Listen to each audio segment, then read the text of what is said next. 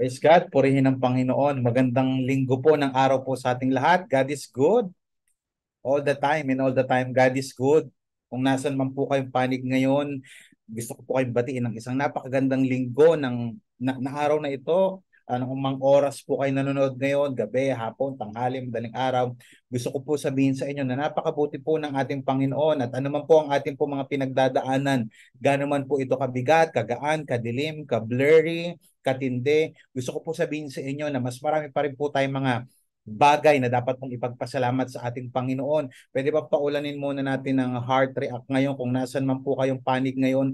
Gusto ko po paulanin natin ng heart. Itag natin yung ating mga kaibigan, kamanggagawa, mga katrabaho, mga kapamilya, kapitbahay. Tapos i-share po natin itong stream na ito because gusto ko po na hindi lang kayo yung ma-encourage at mabago ng mensahe ng ating Panginoon. Bagkus yung mga kapatid, kaibigan, mga ka-Facebook po ninyo na gusto ninyong maapektuhan, magkaroon ng impact yung message na ito sa kanilang buhay. Now, napakaganda po ng pag-uusapan natin sa araw pong ito. Ito po ay continuation ng ating pong series for the month of September entitled Not Your Ordinary Guy. Hindi po ordinaryong lalaki, babae o Kristiyano. Ito po ang mga pinag-uusapan natin ngayon. Not your ordinary guy. Be different to make a difference. Napaka-importante po, pinag-usapan natin last week na dapat kakaiba po tayo sa mundong ito so that we can make an impact. Last week pinag-usapan po natin no that we live not just to make an income but to make an impact. Tayo po ay nabubuhay hindi para lang gumawa no, ng pagkakakitaan no, ng pera, kundi tayo po ay nabubuhay para magbigay ng positive impact, ng difference sa mga katrabaho, sa ating mga kapitbahay, sa ating mga kapamilya. Kung ikaw naman ay nag-aaral, hindi tayo nabubuhay para lang makagraduate. Tayo ay nag-aaral para magbigay ng impact sa ating eskwelahan. Kung ikaw naman po ay negosyante, hindi ka lang naman nabubuhay para for the sake of profit.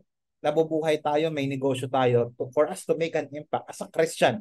Pinag-uusapan po natin ngayon yung ating impact, yung positive impact po natin sa trabaho, sa negosyo, sa pamilya, sa eskwelahan. Bilang mga Christian, we need to make a positive impact. Ang problema po kasi sa atin ngayon, kagaya ng pinag-usapan po natin last week, tayo ay naririnig na lang tsaka nakikita na lang ng ating katrabaho, kapamilya, ng nanay, tatay, asawa, girlfriend, boyfriend. Nakikita na lang tayo nila at naririnig na lang yung boses natin pero hindi na nila tayo nararamdaman. Posible na ikaw ay estudyante, posible na ikaw ay professional, posible ikaw ay manggagawa, nasa bahay ka, meron kang circle of friends, nakikita na lang ikaw at naririnig pero hindi na nararamdaman yung presensya mo. Pwede yun. As a Christian po ito ha. Alam mo, pinag-usapan natin last week na very fulfilling, no? Yung magising ka araw-araw na alam mo may mga taong, alam mo yun, somehow nai-inspire at nagiging positibo yung kanilang pananaw dahil sa buhay mo. Kasi kakaiba ka sa mga classmate niya, kakaiba ka sa mga katrabaho niya, kakaiba ka sa mga nakilala niya. Why? Kasi yung Christian values ay nakikita at nararamdaman niya, naririnig sa iyong buhay. That is why we need to live differently. Pwede ba pakitype sa comment section, live differently. Dapat hindi tayo nabubuhay na average lang, yung mabuhay lang, kumita lang, mag-aral lang. Dapat meron tayong impact. We need to be different, lalong-lalo na sa ating pananampalataya para makita, maramdaman ng mga taong nakapaligid po sa atin. Now, ang sabi ni Anita Roddick, sabi niya, whatever you do, be different. Sabi niya, ano man ang ginagawa mo, dapat kakaiba ka. Whether ikaw ay nag-aaral, nagtatrabaho, ikaw ay nagninegosyo, ikaw ay merong ka-relationship, dapat hindi ka usual kagaya ng mundong ito. Dapat you are different on a positive way, no? Sabi niya, that was the advice my mother gave me. And I think I can think of better advice for an entrepreneur. If you are different, you will stand out. Napaka-importante ng maging kakaiba ka. Yung bang pag nabanggit yung pangalan mo, hindi ka normal, iba ka dun sa average na estudyante, iba ka dun sa average na empleyado, iba ka dun sa average na kaibigan niya. Napaka-importante ng pagiging different, lalong-lalo na sa ating pong Christian walk, sa ating pagiging Christian. Kaya po today, no, join me in our topic entitled, Be Different. How to live a different kind of life. Tayo pong mga Christian ay tinawag po ng ating Panginoon. If you profess that you are a Christian at sinasabi mong dito ko nag-church online, dito ko nag-church sa physical, dito ko, ito ang pastor ko, ito life group leader ko, If you profess that you're a Christian, you need to live differently. Now, malaking katanungan for this afternoon, this morning, this evening, how to live a different kind of life. Last week, pinag-usapan natin yung pagiging ilaw natin sa sanlibutan ito. That's different. Men, I tell you, that's different. At ngayon, mas bibigyan pa natin ng diin, ano ang itsura ng isang tao na kakaiba doon sa usual na mga estudyante? Ano yung itsura ng isang Christian na kakaiba doon sa usual na mga empleyado? Ano yung itsura ng isang Christian sa loob ng isang pamilya na kakaiba siya doon sa mga kapatid, sa mga tiyo-tiya niya na hindi Christian?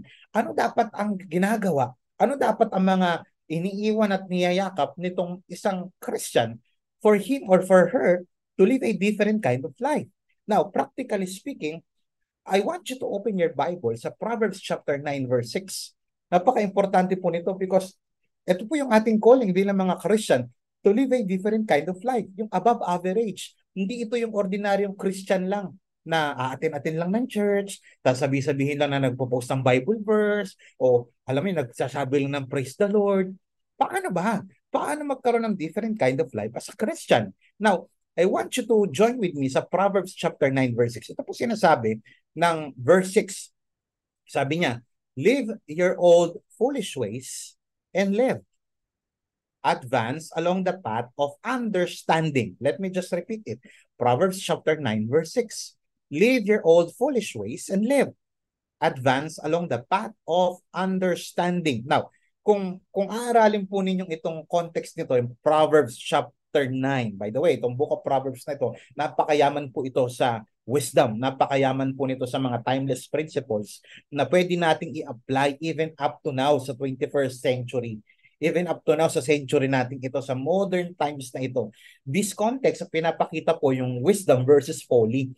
Yung si Lady Wisdom, personification, isang uri na figure of speech na kung saan para mas maunawaan natin si Wisdom at saka si Folly, pinagko-contrast niya, nagkakaroon ng difference, no? Itong final chapter na ito, itong chapter 9 na ito, itong chapter, to be specific, itong chapter 9, the final chapter of Wisdom, ay ito yung pinapakita yung motibo ng writer mula chapter 1 hanggang chapter 8. Itong chapter 9, ito yung parang conclusion, although marami pang mga chapters itong Proverbs, pero particularly dito sa chapter 9 na ito, pinapakita si Wisdom at saka si Folly na nag-i-invite. Ito yung typical picture na parang may dinner, parang nasubukan niya na ma-invite sa birthday party o kaya may mag-blow out. Uy, iaano ka namin, lilibre ka namin. Merong dinner, yan. Itong Wisdom at saka si Folly, ibig sabihin si Lady Wisdom, yung karunungan, yung katalinuhan, at saka si Folly, yung foolishness, katalinuhan at kahangalan, pareha sila nag-i-invite dito sa context na ito. At itong reader, itong mga reader, makakarinig nito, pinipicture nito isang batang lalaki na torn between two, sabi ng kata, torn between two lovers. Torn between two invitation. Either igagrab mo yung invitation ni Wisdom, yung katalinuhan, o igagrab mo yung invitation ni kahangalan.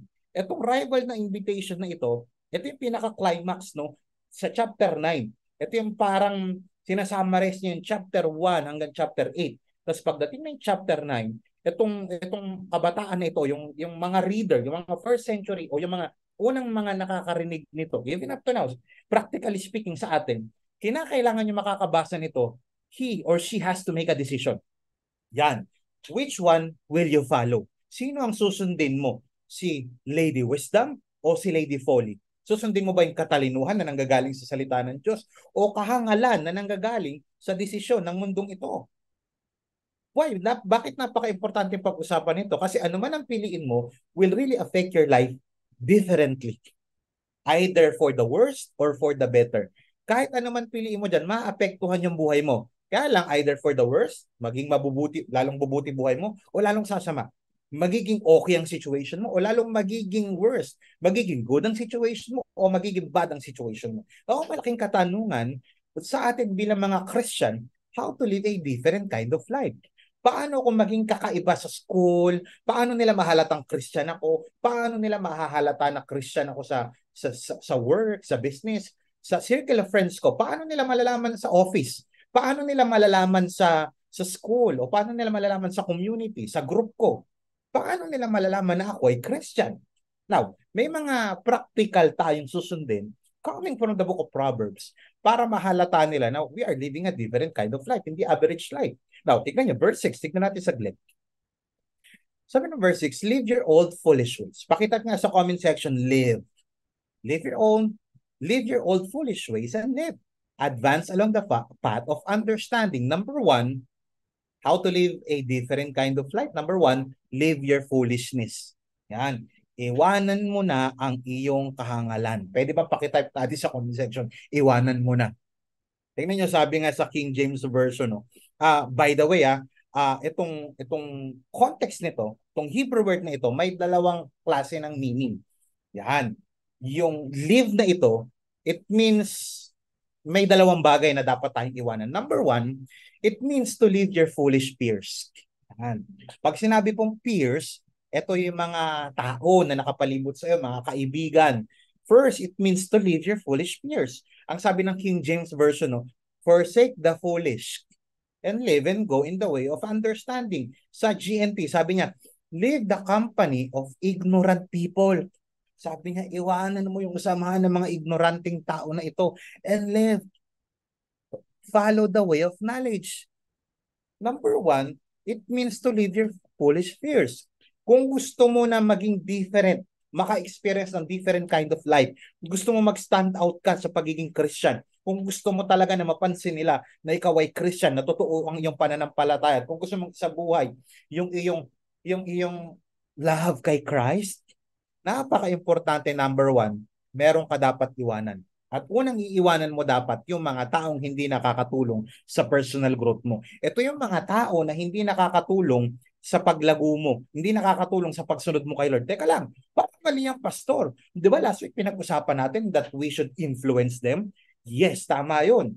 Kaya lang itong context na ito mukhang mali sa iba. Pero pinapakita na kapag ito ay ginawa mo, uusad ang buhay mo kasi napapalayo ka sa mga maling impluensya. Yes, tama naman na maging ilaw tayo. Sabi, di ba sabi, we are the light of this world. Sabi ng pinag-usapan natin last week. Yes, we have to win them. Kaya nga tayo nagliliwanag. For us to win our classmates, for us to win our office mates, dapat ma-share natin sila ng good news.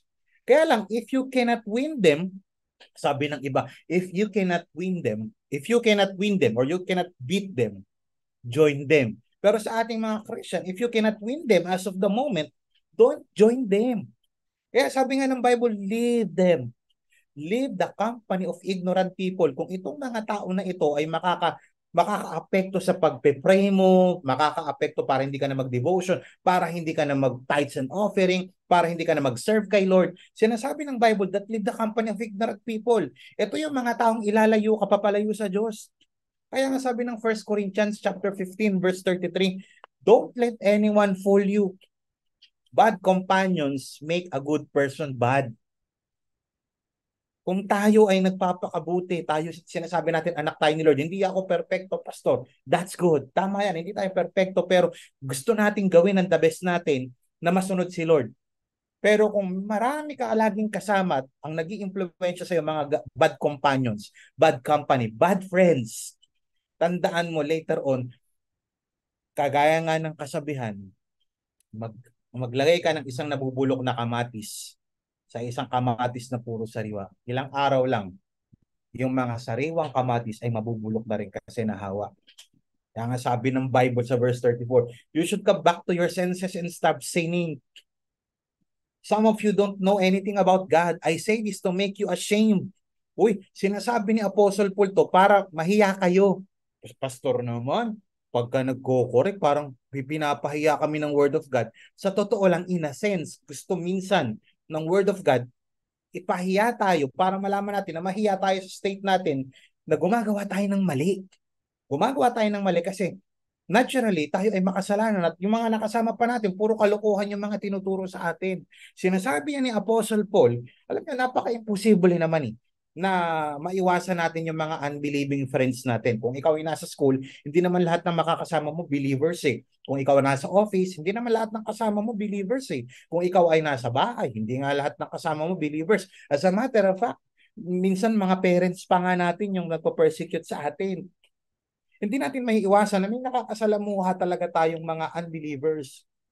Sinasabi pa nga ng Bible, kagaya ng pinag-usapan natin last week, Matthew chapter 5 yan, dapat we should be the light of this world. Tayo nagliliwanag. Hindi sinasabi ni Paul dyan na iwanan natin sila literally. Na ikaw ay nag-work, aalis ka sa work, lilipat ka ng school. Kasi kahit saan ka pumunta, meron talaga mga tao hindi maniniwala kay Lord. Hindi sinasabi ni Paul na totally iwanan natin sila.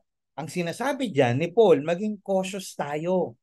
Maging careful tayo sa ating mga sinasamahang tao. Maging careful tayo doon sa pinapapasok natin doon sa circle of influence natin. Kasi hindi lahat ng kaibigan, hindi lahat ng tao ilalapit ka sa Diyos. May mga tao na gagamitin si Satan para lalo kang ilayo kay Lord. Kaya sinasabi lang ng Word of God, be careful. Why? Kasi hindi lahat ng classmate ilalapit ka sa Diyos. Hindi lahat ng katrabaho ilalapit ka sa Diyos. Hindi lahat ng kapamilya mo ilalapit ka sa Diyos. Ilalayo ka ng iba. Why? Babantayan natin ito because if we spend a lot of time hanging around these unbelieving friends, let me tell you this, maiimpluwensyahan ka nung kanilang pananampalataya sa mundo. Di okay lang maging Christian kahit hindi ka committed. Okay lang maging Christian kahit wag ka magbigay ng time. Okay lang maging Christian kahit wag ka mag-serve. Okay lang maging Christian kahit wag ka mag-tithes and offering. You see, may impluensya ka. Oo nga, no? So later on, ibabase mo na yung pananampalataya sa suggestion nila, sa influence nila at hindi sa influence ng Bible. Kaya sinasabi ng salita ng Diyos, yes, we are called to make an impact positively to share the gospel. Kaya lang, kung yung pagsama mo, pagdikit mo, ikaw ay may impluensyahan, better to distance yourself sa mga tao na may posibilidad na gamitin ni Satan para ilayo ka sa Diyos. I remember more than 15 years ago, bago ako magpastor at bago ko isuko yung buhay ko kay Lord, talagang on fire ako. Meron ako sinamahan na retreat. Tapos sabi ko sa lola ko, sabi ko, Nay, dahil nakapag-retreat ako, iba pa to, prior pa doon sa retreat ko talaga nakapagpabago ng buhay ko. Meron pa akong isang retreat nung high school ako. Sabi ko, i-impluwensyahan ko yung mga tao dito sa village. Yan, kaya ko kahit ako lang mag-isa, kasama ko si Lord. Alam mo ginawa ko? Sama ako ng sama sa kanila kahit may inuman, kahit basketball, nagmumurahan sila. Tapos ako lang mag-isa yung Christian. Ang intention ko, sharean sila. Later on, I found myself, ako na yung nasharean nila. Nasali na nila ako sa fraternity. Ano ibig sabihin nun? Does that mean na dapat lalayo ako? In the first place, dapat strong ako kapag kalalapit ako sa kanila. I mean, hindi physically, kundi emotionally, spiritually, dapat equip yung aking pananampalataya. Dapat bago ka, alam mo, bago ka dumikit sa mga unbelieving friends mo, see to it na meron kang equip ang yung pananampalataya at meron kang solid understanding of the Word of God. Tapos yung prayer life mo, dapat meron kang prayer life at meron kang circle of friends, Christian friends na nasasamahan. Why? Kasi may tendency na mahawa ka ng mga ginagawa nila.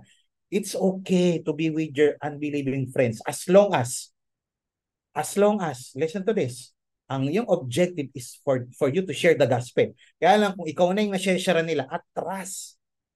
You see? Why? Do not let your relationship, pakinggan nyo maigi ito, don't let your relationships with other people lead you away from Christ. Ulitin ko, don't let your relationships, either classmate, katrabaho, kapamilya, girlfriend, boyfriend, don't let your relationship with them lead you away from Christ. Number one, ang ating priority, yung ating relationship sa Panginoon. Because everything must revolve around Christ. Si Lord ang una sa lahat. Maniwala kayo. Hindi ko sinabing wag na tayong lumapit sa ating mga kaibigan. That's good.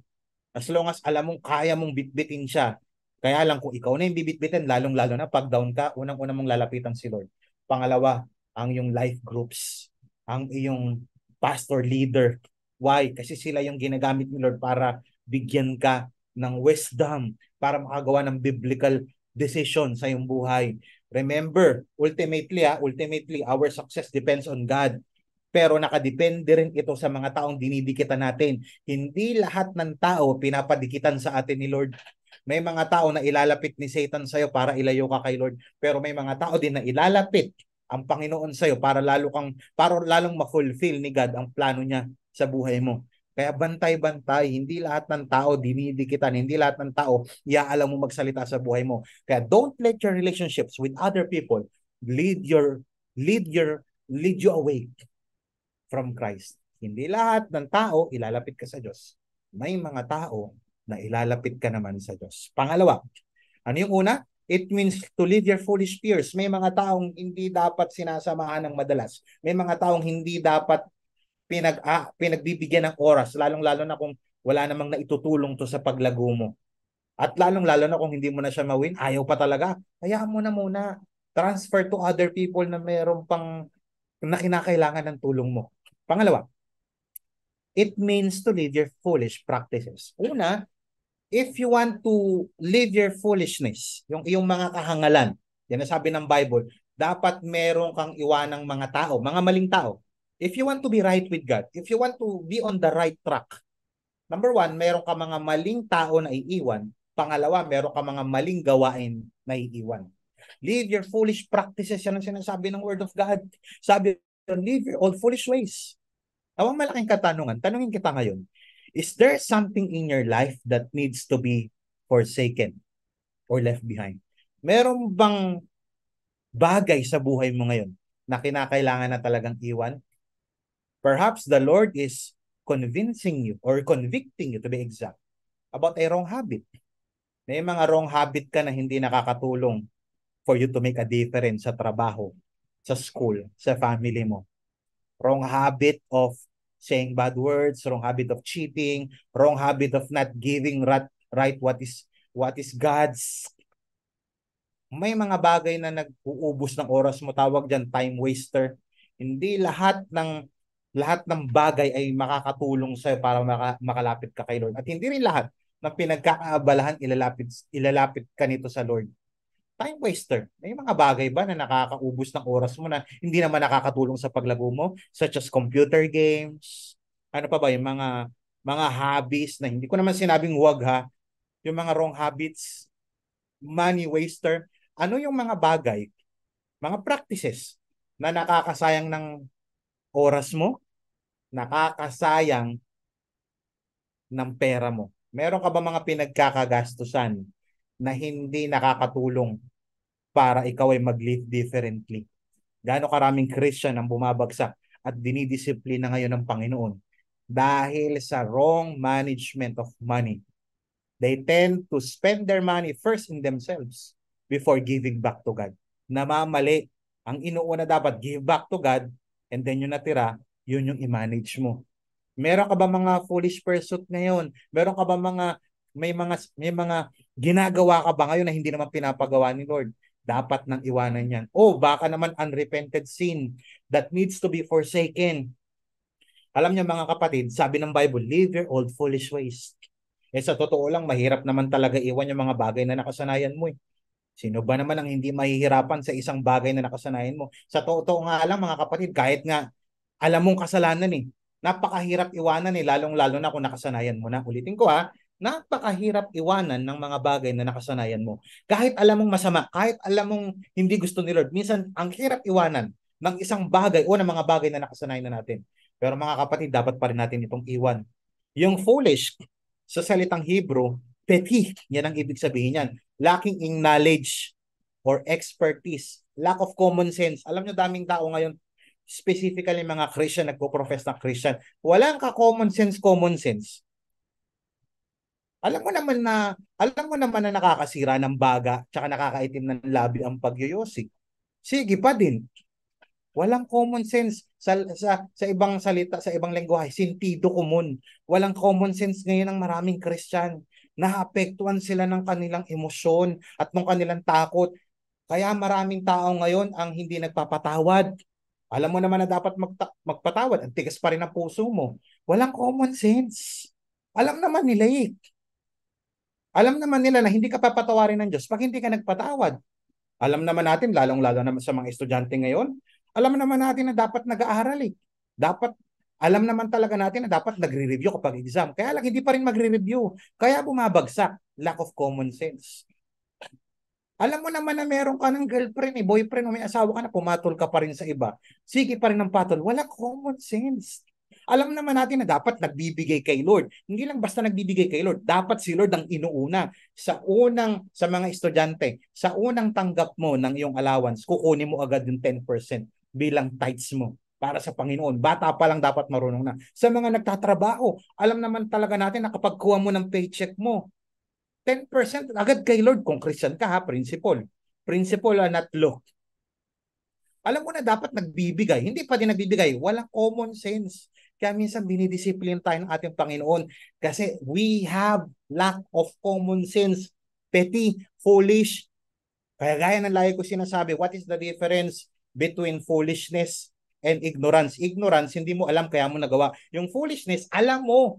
Kaya lang ginagawa mo pa rin. Alam mo pala, ginagawa mo pa rin. Alam mo tama, hindi mo pa rin ginagawa. Sa relationship, alam mo naman na, alam mo naman na importante yung pakikipag-ugnayan kay Lord. Hindi pa rin ginagawa. Alam mo naman napaka-importante ng devotional life and devotional time mo. Kasi dito tayo huhugot ng katotohanan sa mundong punong-puno ng kasinungalingan. Hindi pa rin ginagawa. Foolish, petty, walang common sense. If you want to live differently, if you want to be recognized as Christian, not just by words but by action, you must remember this, that good things begin when bad things end. Ano yung mga maling practices mo na kinakailangan? Kahit mahirap, pastor, gagawin ko kasi ito yung tama. Kaysa naman madali, tapos mali. Napakaganda nitong quote na ito. Better to embrace the discomfort of being different than the comfort of fitting in. Ang dali nga kaparehas mo naman yung sanlibutang ito. Di doon na ako sa kakaiba ka, kahit hindi madali, pero alam mo, napiplease mo si Lord. I'd rather please God than to please man. I'd rather please God ultimately than please my parents. Uy, big word dyan ha. Kasi hindi lahat ng magulang pabor sa pagsunod mo kay Lord eh. Hindi lahat ng boss pabor sa pagsunod mo kay Lord. I'd rather please God than men. Palakpakan natin ang ating Panginoon. Ano yung una? Napaka-importante that we live our foolishness. Iwanan na yan yung mga maling tao tsaka yung mga maling practices. Kaya ka hindi halatang Christian. Kaya hindi mo napiplease si Lord kasi hindi mo handang iwanan yung mga maling gawain at saka mga maling tao. Pangalawa, tignan nyo saglit yung verse 6 ulit.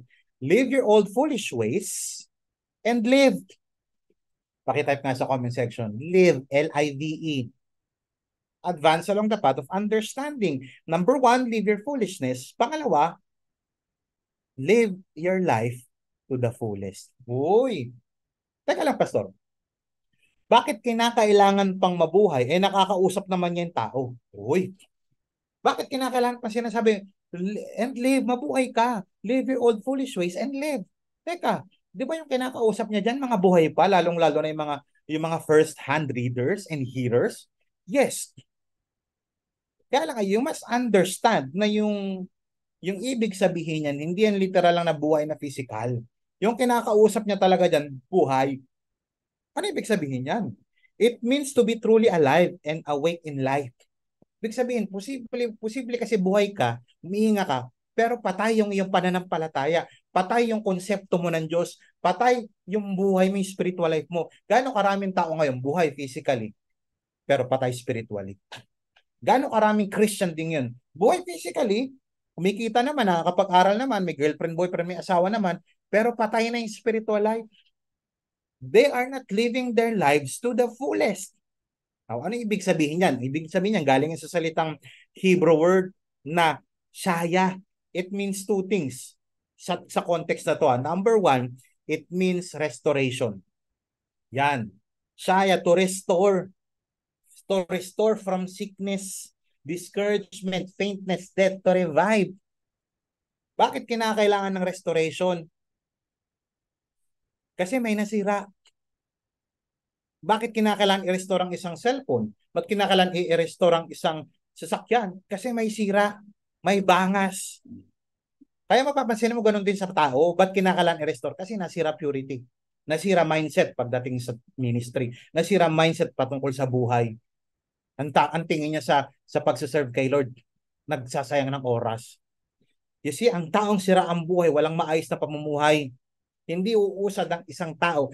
Ang isang Christian, he or she will not be living differently kung may sira yung kanyang perspective patungkol sa ating Panginoon. Kaya pansinin mo, sira yung mindset nila pagdating sa time. Sira yung mindset nila pagdating sa talent. Sira yung mindset nila pagdating sa treasure. Sa kanila, ba't ako magbibigay ng time sa Diyos? Sobra naman na yan. Ba't ako magsaserve? Ba't ako magbibigay? Kaya pansinin mo, kapag kasira ang time, talent, and treasure mo para kay Lord, most likely sira yung pang-apat na and that is testimony. Kaya maraming tao ngayon, sira yung kanilang patutuo patungkol sa Diyos kasi hindi naman nagbibigay ng oras sa Diyos. Hindi binibigay yung talento kay Lord. Hindi binabalik. Remember, our talent came from God. Now, what we do, our talent is a gift from God. Now, what we do with our talents is our gift to God. Now, the question is, what are you doing with your talent? Are you giving back to God as a gift to God? Kaya sira ang testimony. Kaya maraming dapat ma-restore ngayon. Live your life to the fullest. Kaya maraming Christian ngayon, hindi niya masasabi, ang sarap maging Christian. Why? Kasi sira pa rin. Mindset. Pangalawa, it means revival. Eh, di ba sabi sa Chaya, na to restore from sickness. Kasi may sakit tayo, hindi lang physically. May sakit tayo sa ating kaisipan, may sakit tayo sa ating spiritual na buhay. It means revival. To revive. Ito yung ibig sabihin niyan, yung tunay na buhay, ma-revive ka. Sabi nga sa The Voice, no, sa yung verse 6, sabi niya, give up your gullible ways. Yung mga mabilis mapaniwala ka, yung mga bilis mong mapa-oo, yung bilis mong maniwala sa kasinungalingan, your naive thoughts for true life. Kasi hindi porkit buhay ka, meron kang tunay na buhay. Ang nakakaranas lang ng tunay na buhay, yung mga taong tumanggap ng tunay na buhay na nanggagaling lamang kay Jesus. Set your course for understanding. Bigyan ko example ng tunay na buhay. John chapter 10 verse 10. Sabi ng John chapter 10 verse 10, the thief comes only to steal and kill and destroy. I have come that they may have life and have it to the full. Si Jesus Christ ang nagsasalita nito. At meron siyang mga kausap nito. At ang pinatutungkalan niya dito, isa sa mga misconception natin, pero pwede namang i-apply no, sa ating practical na most of the time ang ating sinasabi agad, o tignan mo si Satanas. Pwede naman. Si Satanas kasi, nandito yan sa buhay natin to steal, kill, and destroy. But in context, hindi si Jesus, hindi si Satan ang kinakausap dyan ni Jesus. Ang kinakausap dyan ni Jesus, yung mga Pharisee, yung mga teachers of the law, yung mga nagtuturo ng exage patungkol sa Word of God, na gumagawa ng sarili nilang interpretation pagdating sa Word of God. Kaya yung mga tao daw ito, steal and destroy. Yung kanilang konsepto patungkol sa Diyos. So may mga tao na gagamitin si Satan para ilayo ka sa Diyos, para sabihin, ito ang tunay na buhay. Ang tunay na buhay, magkapera ka. Ang tunay na buhay, sumikat ka. Ang tunay na buhay, magkatrabaho ka. Tapos yun na yun. You see, napakaraming, English word kasi yan, life. Pero kapag titignan mo yung original Greek yan, which is Koine Greek, maraming ibig sabihin ng life. Pero pagdating dito, hindi ordinaryong life ang tinutukoy ni Jesus. Bigyan ko kayo ng dalawang uri ng life, no? Unang word is yung bios. Pakitype nga, B-I-O-S, bios. Yung Greek word na bios, ang ibig sabihin niyan, yung physical life natin. Yan, yung sinilang ka, hanggang mamatay ka, bios yun. Pero yung sinasabi ng verse 10 dito, that I have come that they may have life, hindi yan bios. Kasi may buhay na yung kausap ni Jesus Christ. Eh. Sinasabi niya, buhay ka pero patay ka spiritually. Ako ay naparito para magbigay sa'yo. Kung titignan mo ang Greek word niyang life na nandyan, Zoe, Z-O-E, na ang ibig sabihin, buhay kasama si Lord. Kasi ano ibig sabihin niyan? Sa mas madaling explanation. When we were born, we were given bios life. Nung tayo sinila, o nga. Yan, bios yun. Physical life. Ito yung buhay natin dito sa lupa, kumain ka, matulog ka, bumili ka ng damit, bagong cellphone, bios kind of life. Kaya lang, hindi bios ang tinutukoy dyan sa chapter 10, verse 10. Ang sinasabi niya ni Jesus, naparito ako para magbigay ng Zoe. So when we were born, we were given bios life. When we were born again, we were given Zoe life. So yung may Zoe lang, yung life that is fulfilling, that can only be found in Christ, sila yung merong Zoe. So hanggat wala kang relationship kay Lord, meron ka lang bios, pero wala kang Zoe. Kaya napaka-importanting matutunan natin na yung mga may Zoe life, sila yung nakakaranas ng fulfilling life. Yung may sense of fulfillment kasi alam mo yung purpose mo. Yun ang ibig sabihin niyan. Kaya lang sabi ni Jesus Christ, the enemy, the thief has come to steal, kill, and destroy. Pero ako, sinasabi ni Jesus, may mga tao pumarito, gagamitin si Satanas para ilayo ka, para sirain ka, para wasakin ka. Pero naparito ako para magbigay ng buhay. Now, ang tanong ko, sino yung mga tao na ginagamit ni Satan para ilayo ka sa Diyos, para hindi ka makaranas ng totoo na Zoe kind of life? Dito ka na lang, mangarap ka, ganito, buti may mga pangarap mo. Bakit kapag ganyan-ganyan, mag-i-spend ka ng time mag-serve kay Lord, na yung time, talent, and treasure mo? Unahin mo yung sarili mo, yan. Piyos lang ang unahin mo. Huwag yung Zoe. Kaya maraming Christian, maraming tao ngayon, they cannot live differently from the average life of an individual. Yung, pero lang, pag estudyante ka, estudyante lang. Pero yung mga estudyante may Jesus, Zoe yan. Different kind of life kasi may Jesus yun. Pangat. Sabi ng verse 6, live your old foolish ways and live. Advance along the path of understanding. Pangatlo, lead your life further. Uy, big word. Ano yung una mga kapatid? Una, leave your foolishness. Iwanan mo yung iyong kahangalan. Iwanan mo yung mga tao na hindi nakakatulong sa'yo. Mga maling tao, hindi naman lahat yung mga maling tao. Pangalawa, yung mga maling gawain na hindi nakakatulong sa'yo para mag-grow ka. Lead your life to the fullest. Magpa-restore ka sa Lord. Magpa-revive ka. Baka puro na lang trabaho, aral, tas wala na yung para kay Lord. Pangatlo, lead your life further. Pag sinabing further, advancement yan. Yan ang ibig sabihin. Further means a more advanced, successful, or desirable stage. Yung stage mo ba ngayon, desirable na ba yan? Advance in Hebrew means ashar.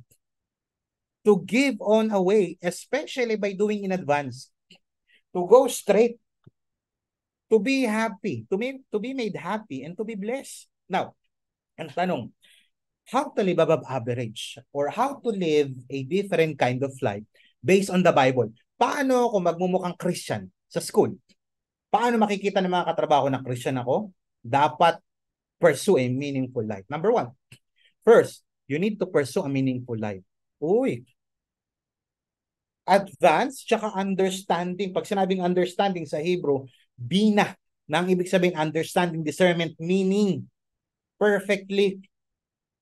Kaya sabi sa The Message, sabi niya sa verse 6, leave your impoverished confusion and live. Walk up the street to a life with meaning. Yung buhay na merong purpose, yung buhay na may meaning. Ang tanong, may meaning ba buhay mo ngayon? Di ba nagtatanong ka, ano ba meaning ng buhay? Aaral, tatrabaho, magkaasawa, girlfriend, boyfriend, magkakaasawa, magkakaanak, magkakaapo, tapos mamatay. Yun lang ba meaning ng buhay? Nasubukan mo na ba? Matanong sa sarili mo. Yun lang ba ang meaning ng buhay? You see, hanggat hindi mo nakukuha ang meaning ng buhay, you will never ever live a meaningful life. Ang purpose ng buhay natin, through biblical success. We have our own success. Pwede mong i-define yan. Success na sa akin yung pagbili lang ng ganitong kape, ng ganitong kotse, success na sa akin yun.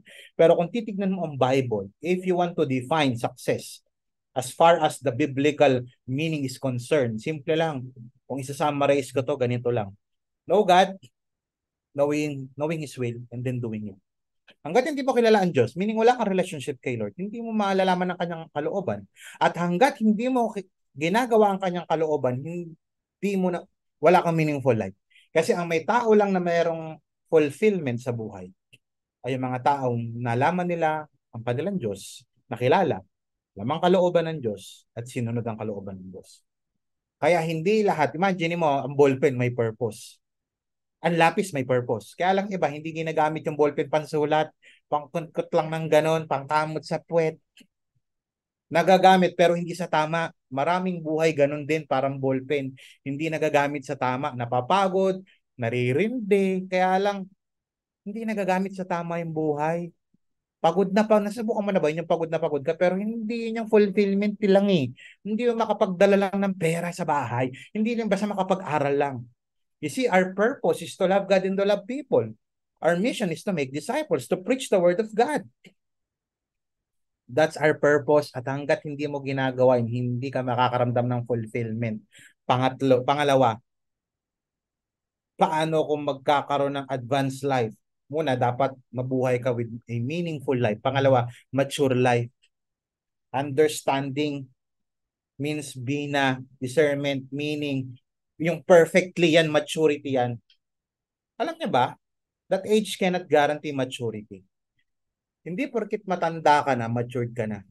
Why? Because age is just a number, but maturity is a personal choice. Ulitin ko, age is just a number, but maturity is a personal choice. Ang sabi ni Samuel Alman, sabi niya, the measure of your maturity is how spiritual you become during the midst of your frustration. Yung gusto mong malaman kung matured ka na?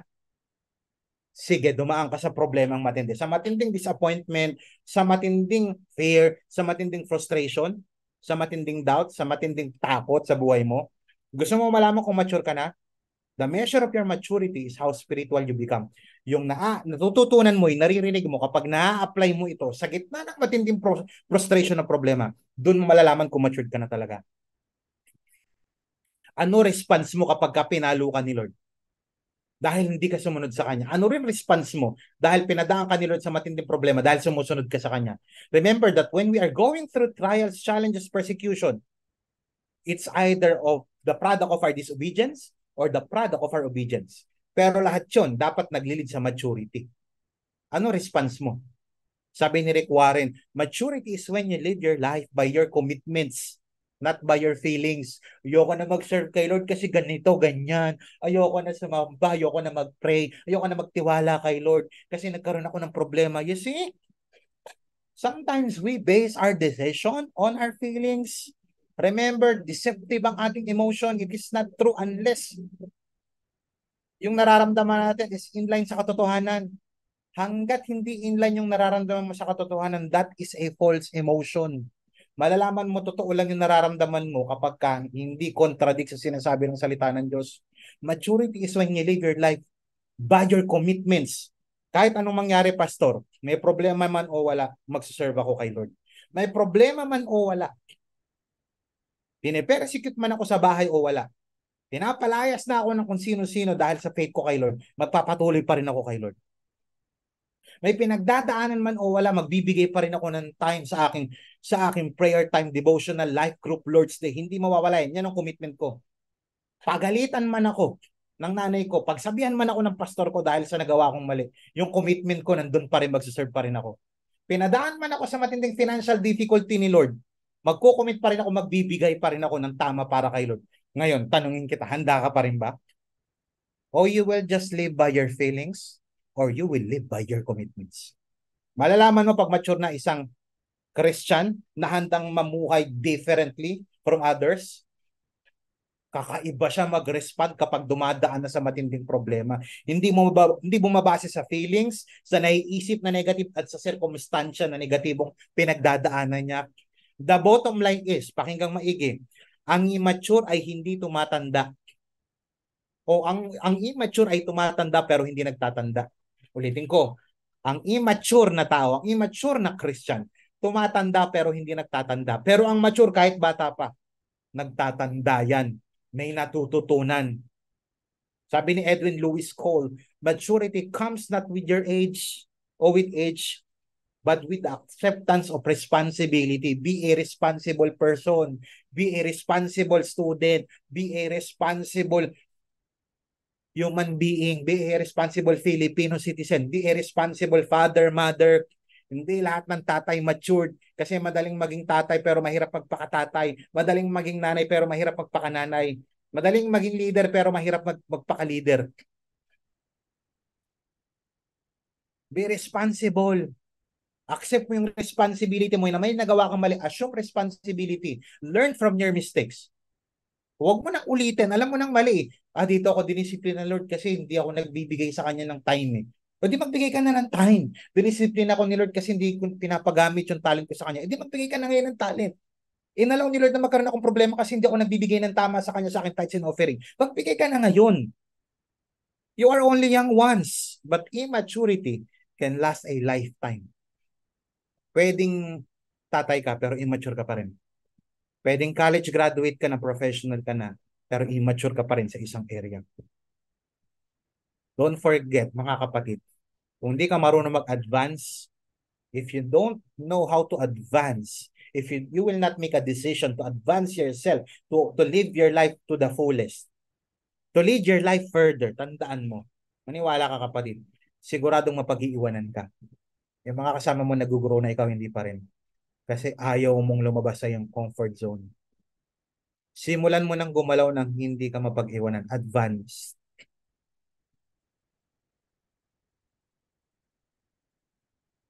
Mga kapatid, if you want to be a different kind of person, yung isang Christian na kapansin-pansin, yung nararamdaman nila, Christian talaga to ah.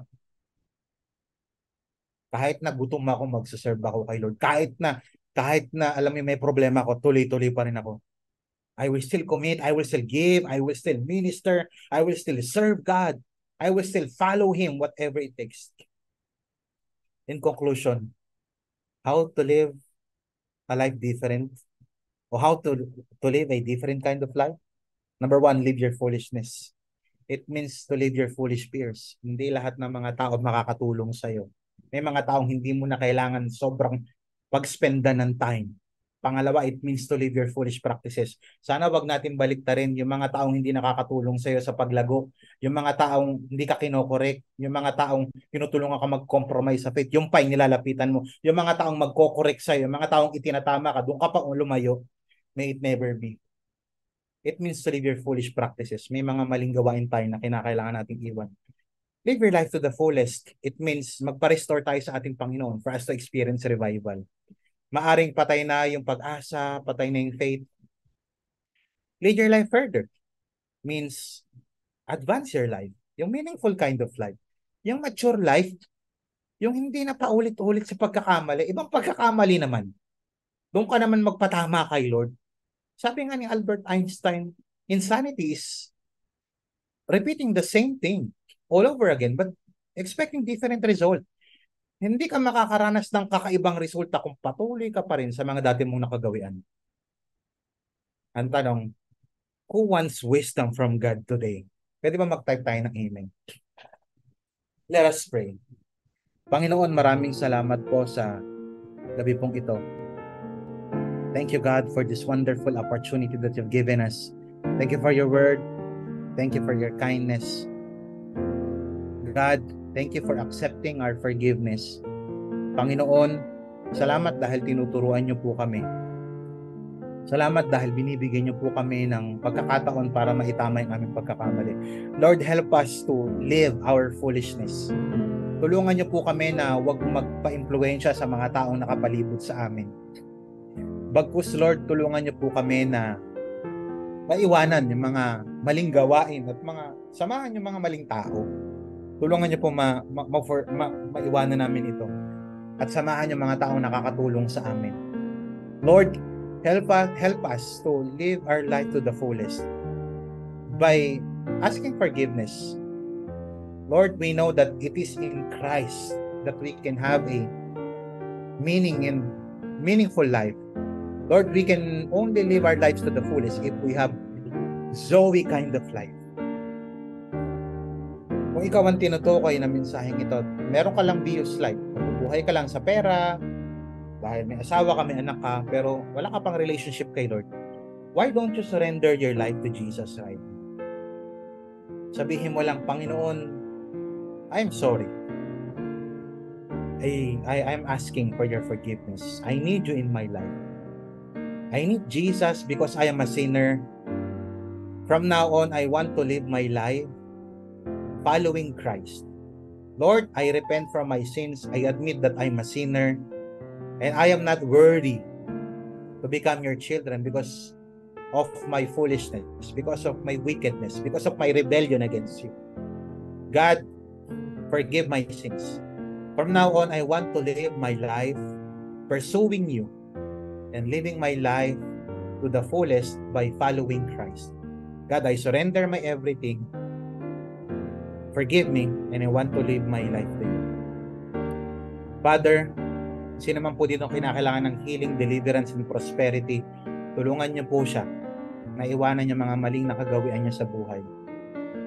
Salamat po, Panginoon. From this day on, help us to live a different kind of life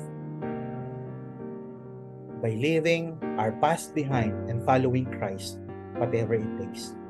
God, we love you so much. We honor you. We bless you. In Jesus' mighty name we pray.